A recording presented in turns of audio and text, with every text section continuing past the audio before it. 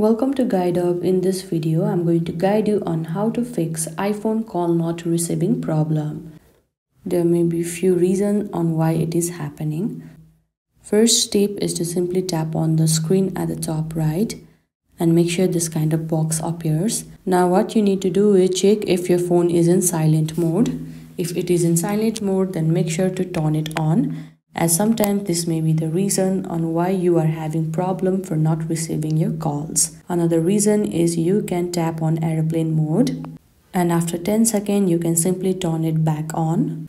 Another thing you can do is go to your settings and there scroll down a bit, and at the end you can see apps. Tap on it,